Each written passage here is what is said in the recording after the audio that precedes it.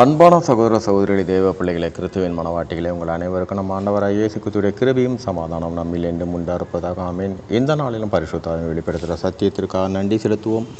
இந்த நாளில் என்னிலும் அதிகமாக நேசிப்பவன், இந்த காரியத்தை குறித்து மத்தேயு 10ஆம் அதிகாரத்தில் 37வது வசனத்தை வாசிப்போம்.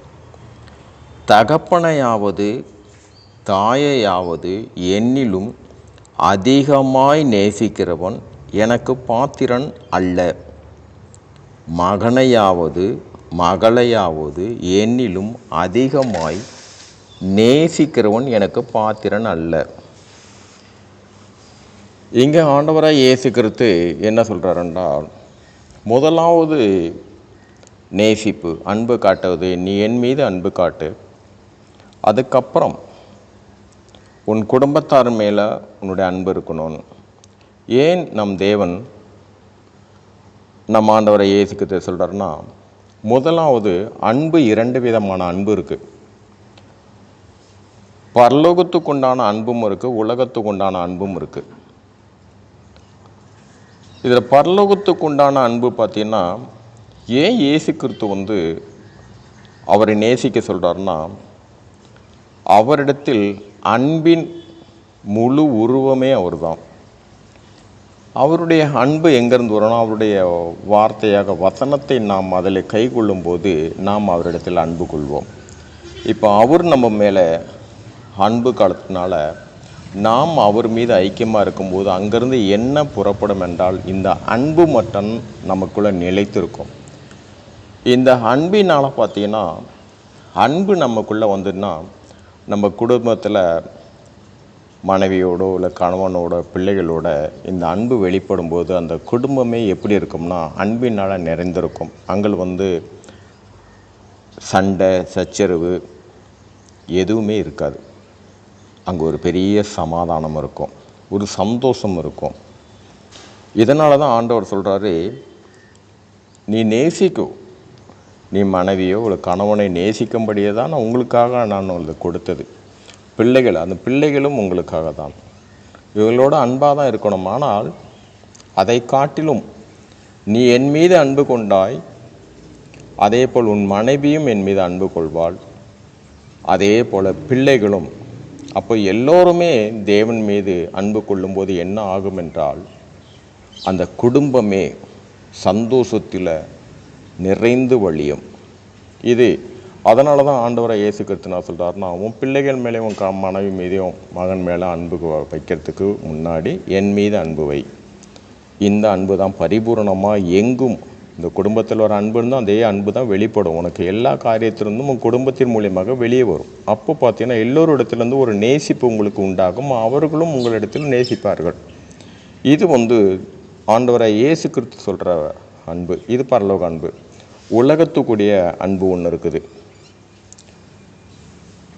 இதனுடைய காரியம் பார்த்தீங்கன்னா, இந்த வார்த்தையை கேட்குற சகோதரிங்க,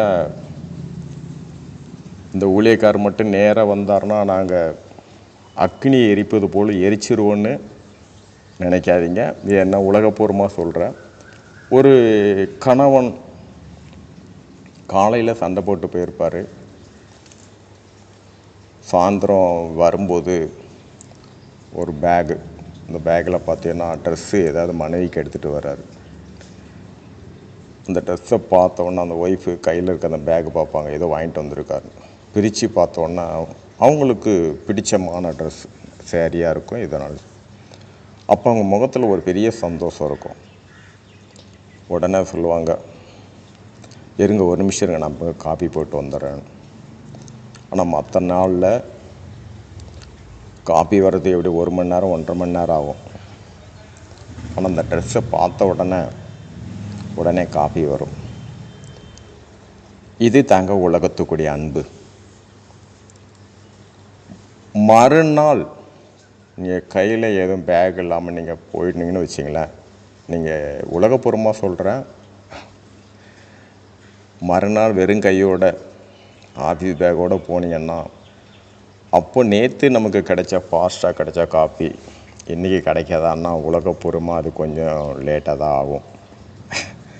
அதனால் இந்த 2 அன்பை குறித்து சொல்கிறேன். அதே மாதிரி மனைவி குடும்பத்தில் இவ்வளோ கஷ்டமாக இருக்குன்னு சொல்லிட்டு அவங்க வீட்டில் போய்ட்டு, அதாவது மனைவியோட வீட்டில் போய்ட்டு கொஞ்சம் பணம் வாங்கிட்டு வராருன்னு வச்சுங்களேன். கொண்டு வந்து கணவன்கிட்ட கொடுக்கும்போது அப்பா அவருக்கு ஒரு சந்தோஷம். அப்புறம் நான் கேட்கவே இல்லை, நீ போய் எப்படி வாங்கிட்டு வந்தாட்டுன்னு. குடும்ப சூழ்நிலை தெரிவில்ல, வேறு யார்கிட்ட போய் கடை வாங்கிறது. அப்போது அந்த கணவன் அடைகிற மகிழ்ச்சி இது உலகப்பூர்வமானது. இதுதான் இந்த 2 அன்பு. அந்த பணம் அந்த கணவர் கையில் வந்த உடனே வாங்கி வச்சிருவார். ஆனால் உள்ளுக்குள்ள ஒரு சந்தோஷம். அதுக்கு முன்னாடி வரைக்கும் மனைவியை கண்டித்து வைப்பார். நீ ஆனால் அடிக்கடி அங்கெல்லாம் போகாத, உங்கள் அப்பா அம்மாலாம் அதிகமாக ஃபோனில் பேசிகிட்டு இருக்காத, இதெல்லாம் இருக்கும். இதுதான் உலகத்துக்குரிய அன்பு. கையில் கிடைத்த உடனே சந்தோஷிக்கிறது, அந்த நொடி பொழுதல். ஆனால் இங்கே இயேசு கிறிஸ்து என்ன சொல்கிறாருன்னா, முதலாவது அன்பு. இந்த அன்பில் என்னிடத்தில் வர்ற அன்பு எந்தவித சுத்தமான அன்பு, கலப்படம் இல்லாத அன்பு.